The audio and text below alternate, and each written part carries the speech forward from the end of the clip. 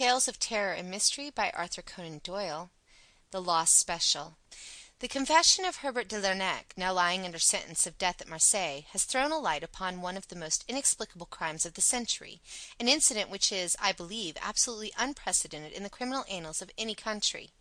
Although there is a reluctance to discuss the matter in official circles, and little information has been given to the press, there are still indications that the statement of this arch criminal is corroborated by the facts, and that we have at last found a solution for a most astounding business. As the matter is 8 years old, and as its importance was somewhat obscured by a political crisis which was engaging the public attention at the time, it may be as well to state the facts as far as we have been able to ascertain them. They are collated from the Liverpool papers of that date, from the proceedings at the inquest upon John Slater, the engine driver, and from the records of the London and West Coast Railway Company, which have been courteously put at my disposal. Briefly, they are as follows. On the 3rd of June, 1890, a gentleman, who gave his name as Monsieur Louis Caratal, desired an interview with Mr. James Bland, the superintendent of the London and West Coast Central Station in Liverpool. He was a small man, middle-aged and dark, with a stoop which was so marked that it was suggested some deformity of the spine. He was accompanied by a friend, a man of imposing physique, whose deferential manner and constant attention showed that his position was one of dependence. This friend or companion, whose name did not transpire, was certainly a foreigner, and probably from his swarthy complexion either a Spaniard or a South American. One peculiarity was observed in him. He carried in his left hand a small black leather dispatch box, and it was noticed by a sharp-eyed clerk in the central office that this box was fastened to his wrist by a strap. No importance was attached to the fact at the time, but subsequent events endowed it with some significance. Monsieur Caratal was shown up to Mr. Bland's office, while his companion remained outside. Monsieur Caratal's business was quickly dispatched. He had arrived that afternoon from Central America. Affairs of the utmost importance demanded that he should be in Paris without the loss of an unnecessary hour. He had missed the London express. A special must be provided. Money was of no importance. Time was everything. If the company would speed him on his way, they might make their own terms. Mr. Bland struck the electric bell, summoned Mr. Potter Hood, the traffic manager, and had the matter arranged in 5 minutes.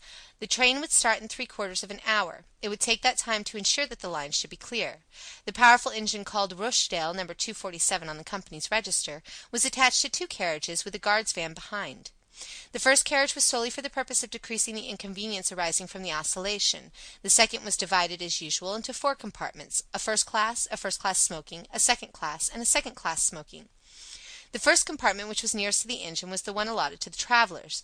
The other 3 were empty. The guard of the special train was James Macpherson, who had been some years in the service of the company. The stoker, William Smith, was a new hand. Monsieur Caratal, upon leaving the superintendent's office, rejoined his companion, and both of them manifested extreme impatience to be off. Having paid the money asked, which amounted to £50 5s, at the usual special rate of 5 shillings a mile, they demanded to be shown the carriage, and at once took their seats in it, although they were assured that the better part of an hour must elapse before the line could be cleared. In the meantime a singular coincidence had occurred in the office which Monsieur Caratal had just quitted. A request for a special is not a very uncommon circumstance in a rich commercial centre, but that 2 should be required upon the same afternoon was most unusual. It so happened, however, that Mr. Bland had hardly dismissed the first traveller before a second entered with a similar request. This was a Mr. Horace Moore, a gentlemanly man of military appearance, who alleged that the sudden serious illness of his wife in London made it absolutely imperative that he should not lose an instant in starting upon the journey. His distress and anxiety were so evident that Mr. Bland did all that was possible to meet his wishes. A second special was out of the question, as the ordinary local service was already somewhat deranged by the first. There was the alternative, however, that Mr. Moore should share the expense of Monsieur Caratal's train, and should travel in the other empty first-class compartment, if Monsieur Caratal objected to having him in the one which he occupied. It was difficult to see any objection to such an arrangement, and yet Monsieur Caratal, upon the suggestion being made to him by Mr. Potter Hood, absolutely refused to consider it for an instant. The train was his, he said, and he would insist upon the exclusive use of it. All argument failed to overcome his ungracious objections, and finally the plan had to be abandoned. Mr. Horace Moore left the station in great distress, after learning that his only course was to take the ordinary slow train which leaves Liverpool at 6 o'clock. At 4:31 exactly by the station clock, the special train, containing the crippled Monsieur Caratal and his gigantic companion, steamed out of the Liverpool station. The line was at that time clear, and there should have been no stoppage before Manchester. The trains of the London and West Coast Railway run over the lines of another company as far as this town, which should have been reached by the special rather before 6 o'clock. At 6:15, considerable surprise and some consternation were caused amongst the officials at Liverpool by the receipt of a telegram from Manchester to say that it had not yet arrived. An inquiry directed to St. Helens, which is a third of the way between the two cities, elicited the following reply: To James Bland, Superintendent, Central L&WC, Liverpool. Special passed here at 4:52, well up to time. Dowster, St. Helens. This telegram was received at 6:40. At 6:50, a second message was received from Manchester. No sign of special as advised by you. And then 10 minutes later, a third, more bewildering. Presume some mistake as to proposed running of special. Local train from St. Helens time to follow it has just arrived and has seen nothing of it. Kindly wire advices. Manchester. The matter was assuming a most amazing aspect, although in some respects the last telegram was a relief to the authorities at Liverpool. If an accident had occurred to the special, it seemed hardly possible that the local train could have passed down the same line without observing it. And yet, what was the alternative? Where could the train be? Had it possibly been sidetracked for some reason in order to allow the slower train to get past? Such an explanation was possible if some small repair had to be effected. A telegram was dispatched to each of the stations between St. Helens and Manchester, and the superintendent and traffic manager waited in the utmost suspense at the instrument for a series of replies which would enable them to say for certain what had become of the missing train. The answers came back in the order of questions, which was the order of the stations beginning at the St. Helens inn. Special passed here 5 o'clock, Collins Green. Special passed here 5:06, Earlstown. Special passed here 5:10, Newton. Special passed here 5:20, Kenyon Junction. No special train has passed here, Barton Moss. The two officials stared at each other in amazement. This is unique in my 30 years of experience, said Mr. Bland. Absolutely unprecedented and inexplicable, sir. The special has gone wrong between Kenyon Junction and Barton Moss. And yet there is no siding, so far as my memory serves me, between the two stations. The special must have run off the metals. But how could the 4:30 Parliamentary pass over the same line without observing it? There's no alternative, Mr. Hood. It must be so. Possibly the local train may have observed something which may throw some light upon the matter. We will wire to Manchester for more information, and to Kenyon Junction, with instructions that the line be examined instantly as far as Barton Moss. The answer from Manchester came within a few minutes. No news of missing special. Driver and guard of slow train positive no accident between Kenyon Junction and Barton Moss. Line quite clear and no sign of anything unusual. Manchester.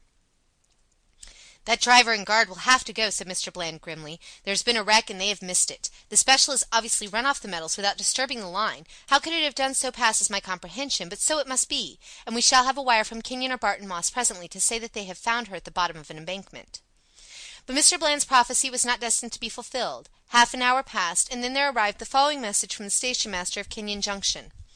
There are no traces of the missing special. It is quite certain that she passed here, and that she did not arrive at Barton Moss. We have detached engine from goods train, and I have myself ridden down the line, but all is clear, and there is no sign of any accident. Mr. Bland tore his hair in his perplexity. "This is rank lunacy, Hood," he cried. "Does a train vanish into thin air in England in broad daylight? The thing is preposterous. An engine, a tender, 2 carriages, a van, 5 human beings, and all lost on a straight line of railway? Unless we get something positive within the next hour, I'll take Inspector Collins and go down myself." And then at last something positive did occur. It took the shape of another telegram from Kenyon Junction. "Regret to report that the dead body of John Slater, driver of the special train, has just been found among the gorse bushes at a point 2¼ miles from the junction.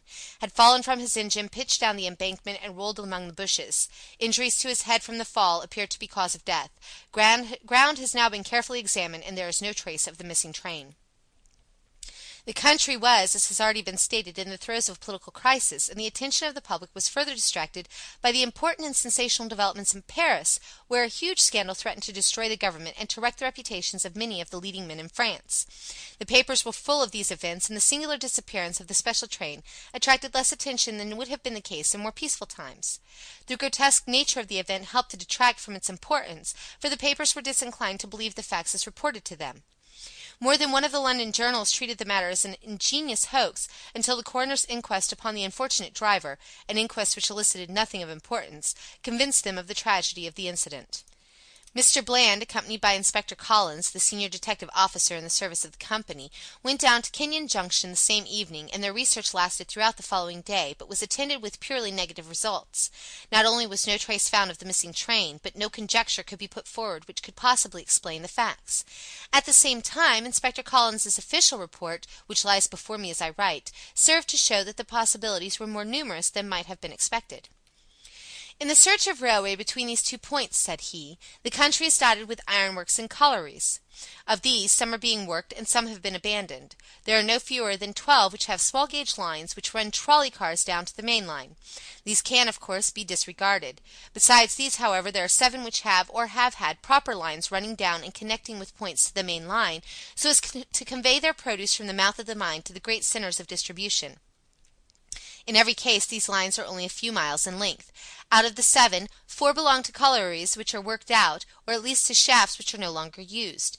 These are the Redgauntlet, Hero, Slough of Despond, and Heartsease mines, the latter having 10 years ago been one of the principal mines in Lancashire.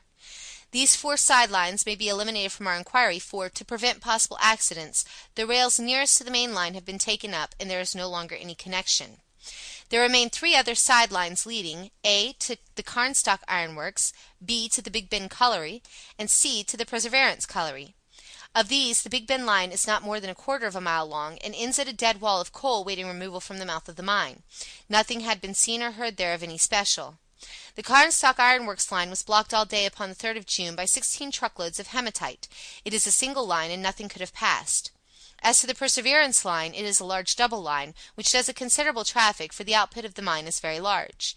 On the 3rd of June this traffic proceeded as usual. Hundreds of men, including a gang of railway plate layers, were working along the 2 miles and a quarter which constitute the total length of the line, and it is inconceivable that an unexpected train could have come down there without attracting universal attention. It may be remarked in conclusion that this branch line is nearer to St. Helens than the point at which the engine driver was discovered, so that we have every reason to believe that the train was past that point before misfortune overtook her. As to John Slater, there is no clue to be gathered from his appearance or injuries. We can only say that, so far as we see, he met his end by falling off his engine, though why he fell, or what became of the engine after his fall, is a question upon which I do not feel qualified to offer an opinion.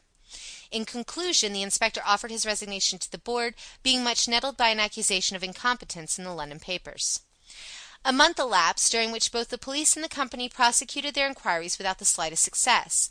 A reward was offered and a pardon promised in case of crime, but they were both unclaimed. Every day the public opened their papers with the conviction that so grotesque a mystery would at last be solved, but week after week passed by and a solution remained as far off as ever. In broad daylight, upon a June afternoon, in the most thickly inhabited portion of England, a train with its occupants had disappeared as completely as if some master of subtle chemistry had volatilized it into gas. Indeed, among the various conjectures which were put forward in the public press, there were some which seriously asserted that supernatural, or at least preternatural agencies had been at work, and that the deformed Monsieur Caratal was probably a person who was better known under a less polite name. Others fixed upon his swarthy companion as being the author of the mischief, but what it was exactly which he had done could never be clearly formulated in words. Amongst the many suggestions put forward by various newspapers or private individuals, there were 1 or 2 which were feasible enough to attract the attention of the public. One which appeared in the Times over the signature of an amateur reasoner of some celebrity at that date, attempted to deal with the matter in a critical and semi-scientific manner. An extract must suffice, although the curious can see the whole letter in the issue of the 3rd of July.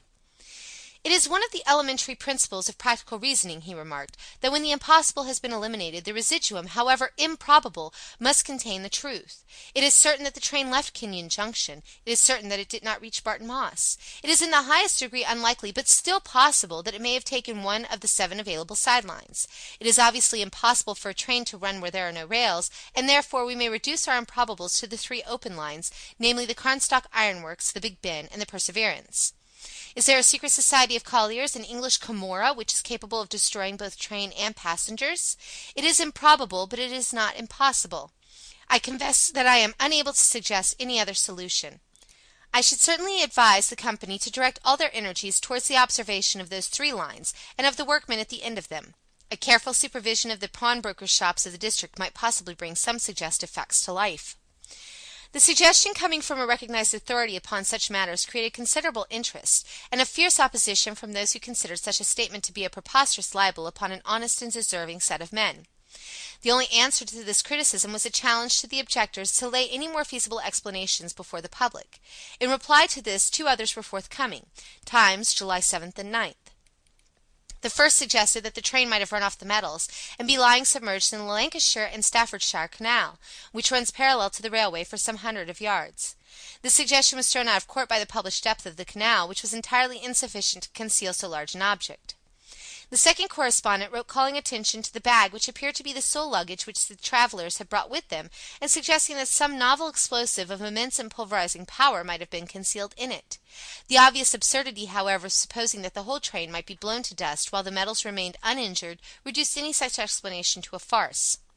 The investigation had drifted into this hopeless position when a new and most unexpected incident occurred. This was nothing less than the receipt by Mrs. Macpherson of a letter from her husband, James Macpherson, who had been the guard on the missing train. The letter, which was dated July 5, 1890, was posted from New York and came to hand upon July 14th. Some doubts were expressed as to its genuine character, but Mrs. Macpherson was positive as to the writing, and the fact that it contained a remittance of $100 in $5 notes was enough in itself to discount the idea of a hoax. No address was given in the letter, which ran in this way: My dear wife, I have been thinking a great deal, and I find it very hard to give you up. The same with Lizzie. I try to fight against it, but it will always come back to me. I send you some money which will change into 20 English pounds. This should be enough to bring both Lizzie and you across the Atlantic, and you will find the Hamburg boats which stop at Southampton very good boats, and cheaper than Liverpool. If you could come here and stop at the Johnston House, I would try and send you word how to meet, but things are very difficult with me at present, and I am not very happy, finding it hard to give you both up. So no more at present. From your loving husband, James Macpherson. For a time it was confidently anticipated that this letter would lead to the clearing up of the whole matter, the more so as it was ascertained that a passenger who bore a close resemblance to the missing guard had travelled from Southampton under the name of Summers in the Hamburg and New York liner Vistula, which started upon the 7th of June. Mrs. Macpherson and her sister Lizzie Dolton went across to New York as directed and stayed for 3 weeks at the Johnston House, without hearing anything from the missing man. It is probable that some injudicious comments in the press may have warned him that the police were using them as bait. However this may be, it is certain that he neither wrote nor came, and the women were eventually compelled to return to Liverpool. And so the matter stood, and has continued to stand up to the present year of 1898. Incredible as it may seem, nothing has transpired during these 8 years which has shed the least light upon the extraordinary disappearance of the special train which contained Monsieur Caratal and his companion. Careful inquiries into the antecedents of the two travellers have only established the fact that Monsieur Caratal was well known as a financier and political agent in Central America, and that during his voyage to Europe he had betrayed extraordinary anxiety to reach Paris. His companion, whose name was entered upon the passenger list as Eduardo Gomez, was a man whose record was a violent one, and whose reputation was that of a bravo and a bully. There was evidence to show, however, that he was honestly devoted to the interests of Monsieur Caratal, and that the latter, being a man of puny physique, employed the other as a guard and protector. It may be added that no information came from Paris as to what the objects of Monsieur Caratal's hurried journey may have been. This comprises all the facts of the case up to the publication in the Marseille paper of the recent confession of Herbert de Lernac, now under sentence of death for the murder of a merchant named Bonvalot. This statement may be literally translated as follows: It is not out of mere pride or boasting that I give this information, for, if that were my object, I could tell a dozen actions of mine which are quite as splendid, but I do it in order that certain gentlemen in Paris may understand that I, who am able here to tell about the fate of Monsieur Caratal, can also tell in whose interest and at whose request the deed was done, unless the reprieve which I am awaiting comes to me very quickly. Take warning, messieurs, before it is too late. You know Herbert de Lernac, and you are aware that his deeds are as ready as his words. Hasten, then, or you are lost.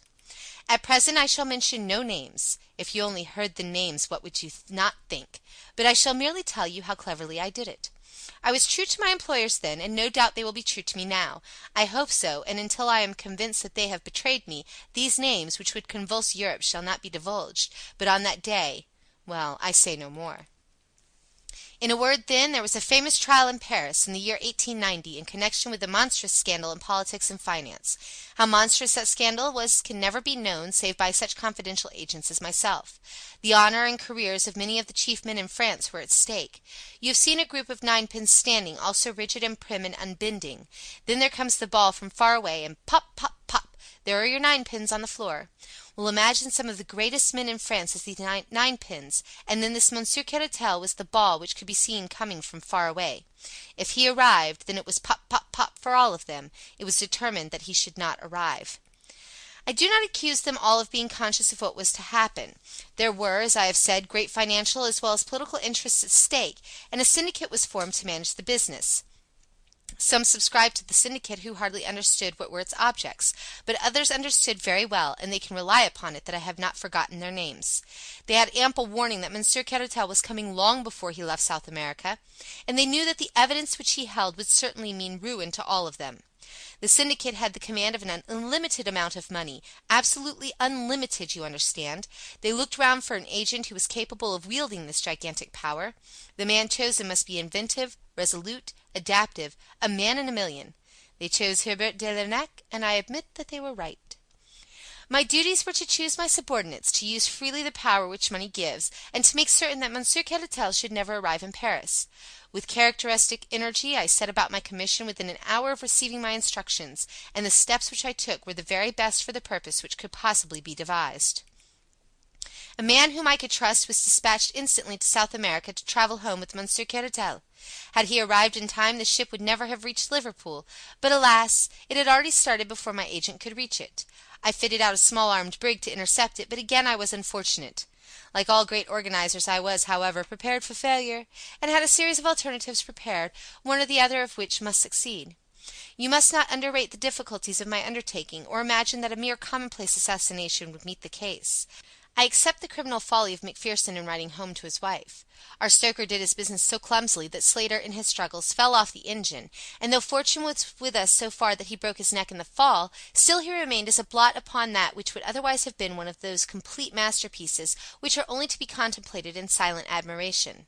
The criminal expert will find in John Slater the one flaw in all our admirable combinations. A man who has had as many triumphs as I can afford to be frank, and I therefore lay my finger upon John Slater, and I proclaim him to be a flaw. But now I have got our special train upon the small line 2 kilometers, or rather more than 1 mile, in length, which leads, or rather used to lead, to the abandoned Heartsease mine, once one of the largest coal mines in England. You will ask how it is that no one saw the train upon this unused line. I answer that along its entire length it runs through a deep cutting, and that, unless someone had been on the edge of that cutting, he could not have seen it. There was someone on the edge of that cutting. I was there, and now I will tell you what I saw. My assistant had remained at the points in order that he might superintend the switching off of the train. He had 4 armed men with him, so that if the train ran off the line, we thought it probable because the points were very rusty, we might still have resources to fall back upon. Having once seen it safely on the side line, he handed over the responsibility to me. I was waiting at a point which overlooks the mouth of the mine, and I was also armed as were my 2 companions. Come what might, you see, I was always ready. The moment that the train was fairly on the side line, Smith, the stoker, slowed down the engine, and then having turned it on to the fullest speed again, he and Macpherson, with my English lieutenant, sprang off before it was too late. It may be that it was the slowing down which first attracted the attention of the travellers, but the train was running at full speed again before their heads appeared at the open window. It makes me smile to think how bewildered they must have been. Picture to yourself your own feelings if, on looking out of your luxurious carriage, you suddenly perceived that the lines upon which you ran were rusted and corroded, red and yellow with disuse and decay. What a catch must have come in their breath as in a second it flashed upon them that it was not Manchester, but death, which was waiting for them at the end of that sinister line. But the train was running with frantic speed, rolling and rocking over the rotten line, while the wheels made a frightful screaming sound upon the rusted surface. I was close to them and could see their faces. Caratal was praying, I think. There was something like a rosary dangling out of his hand. The other roared like a bull who smells the blood of the slaughter-house. He saw us standing on the bank, and he beckoned to us like a madman. There he tore at his wrist and threw his dispatch-box out of the window in our direction. Of course, his meaning was obvious. Here was the evidence, and they would promise to be silent if their lives were spared. It would have been very agreeable if we could have done so, but business is business. Besides, the train was now as much beyond our controls as theirs. He ceased howling when the train rattled round the curve, and they saw the black mouth of the mine yawning before them.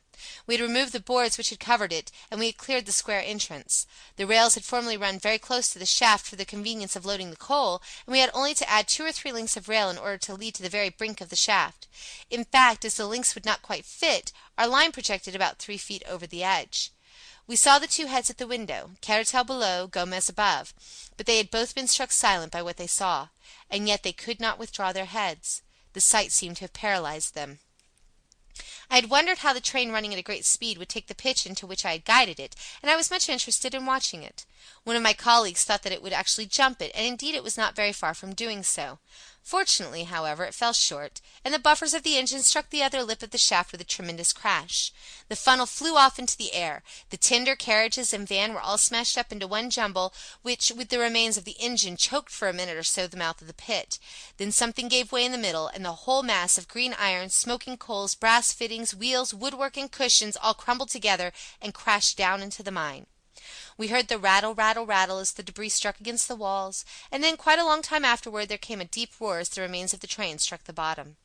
The boiler may have burst, for a sharp crash came after the roar, and then a dense cloud of steam and smoke swirled up out of the black depths, falling in a spray as thick as rain all around us. Then the vapor shredded off into thin wisps, which floated away in the summer sunshine, and all was quiet again in the Heartsease mine. And now, having carried out our plans so successfully, it only remained to leave no trace behind us. Our little band of workers at the other end had already ripped up the rails and disconnected the side line, replacing everything as it had been before. We were equally busy at the time. The funnel and other fragments were thrown in, the shaft was planked over as it used to be, and the lines which led to it were torn up and taken away. Then, without flurry but without delay, we all made our way out to the country, most of us to Paris, my English colleague to Manchester, and Macpherson to Southampton, whence he emigrated to America.